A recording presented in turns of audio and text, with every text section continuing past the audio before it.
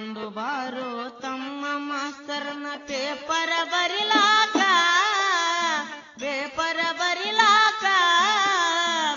ಈಗಿನ ಹುಡುಗರು ಸಾಲಿ ಕಲಿಯತರ ದನ ಕಾಯುವುದಕ್ಕ